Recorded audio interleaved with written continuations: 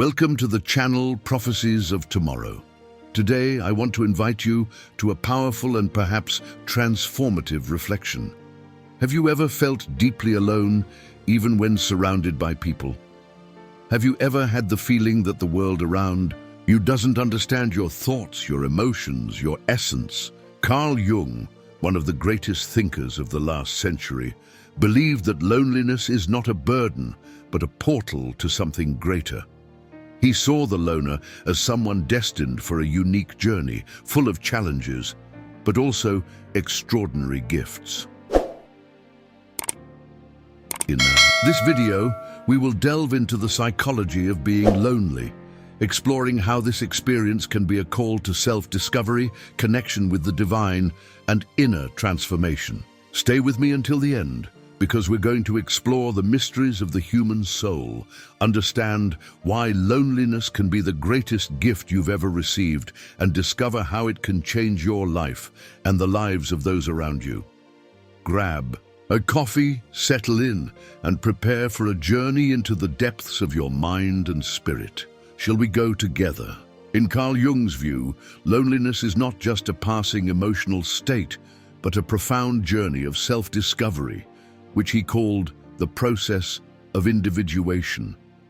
This inner journey, far from being comfortable, requires courage, determination, and a willingness to face what we fear most, ourselves.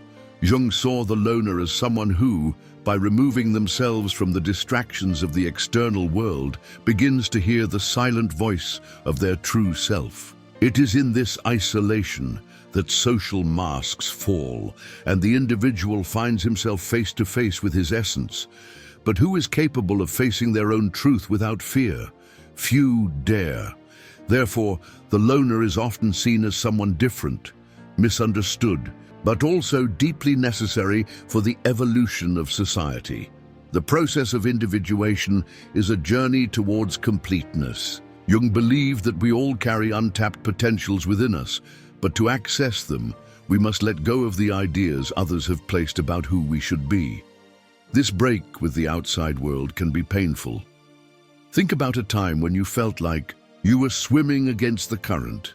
It's not easy, but it's freeing. However, loneliness is also a place where shadows manifest.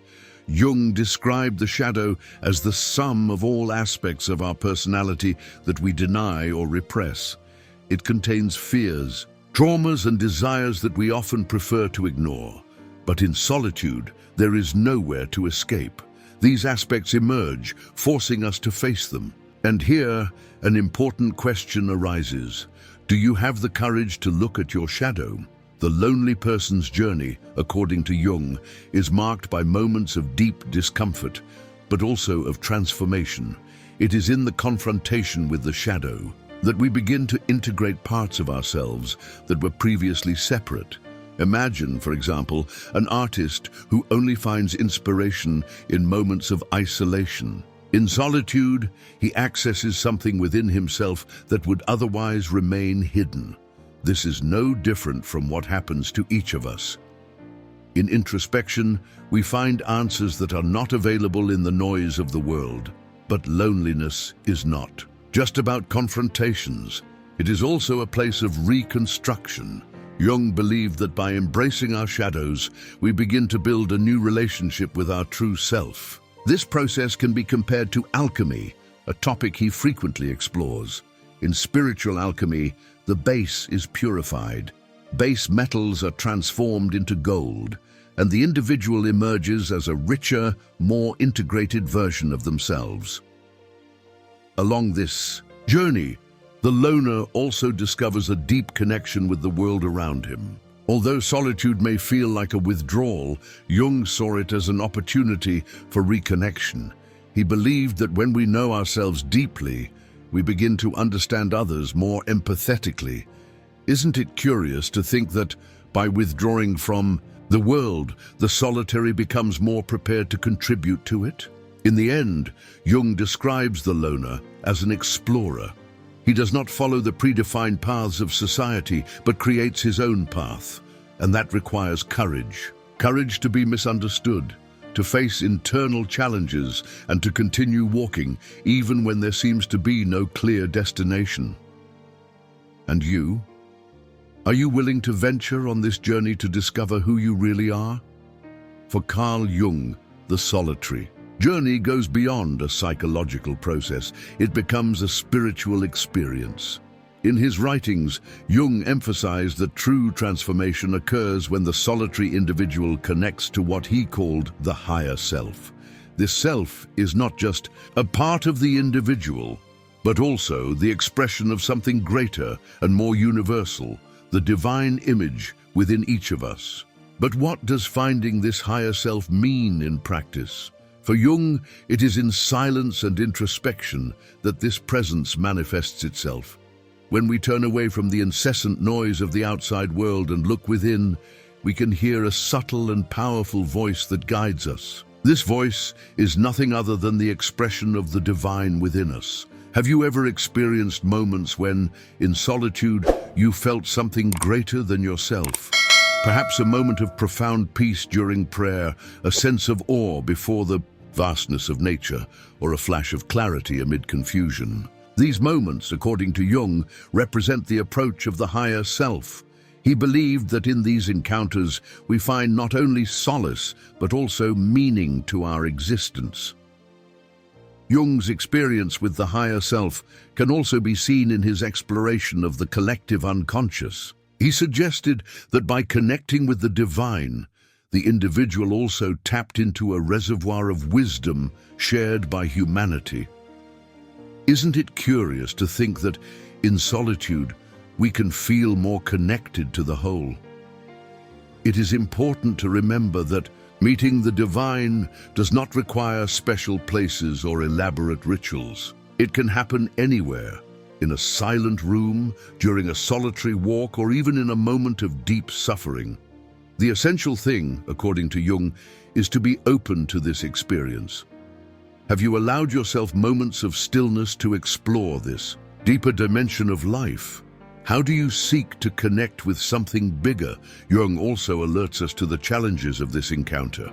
Connecting with the higher self often means confronting the unknown and facing truths that can be uncomfortable. But he believed that it is precisely in this confrontation that we find our strength and our freedom. After all, isn't it when going through the darkest night that we see the brightest stars?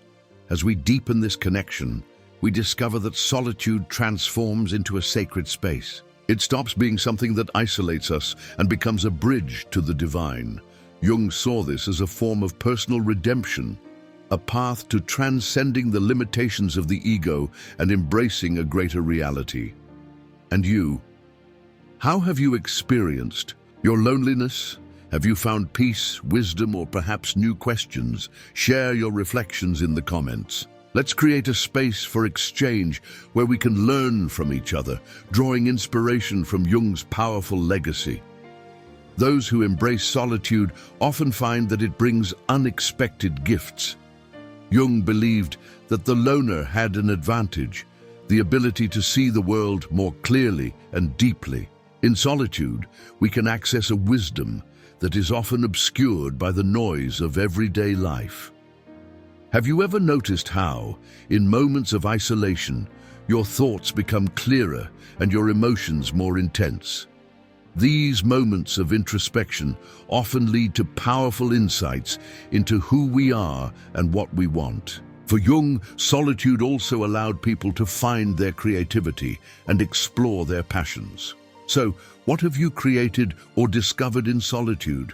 How did these moments help you grow? Leave your experience in the comments to inspire others to do the same. Although solitude brings many benefits, living in society can be challenging for the lonely.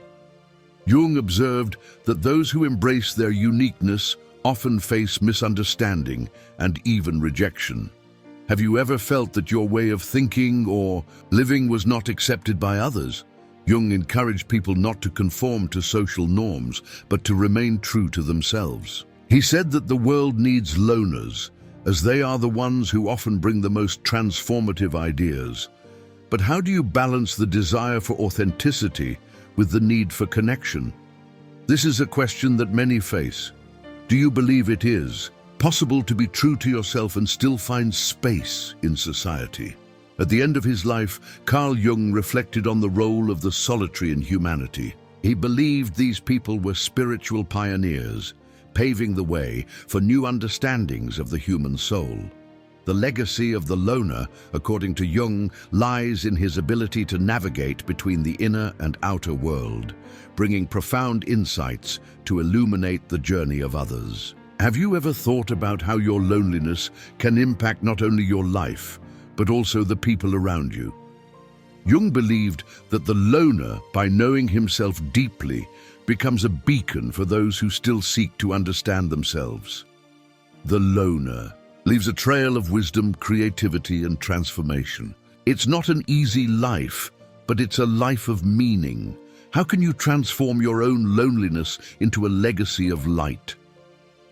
This was a dive into the psychology of the solitary, based on Carl Jung's vision. If you felt inspired by this journey, or identified parts of it in your own experience, please share in the comments. Remember, your story could be exactly what someone needs to hear today.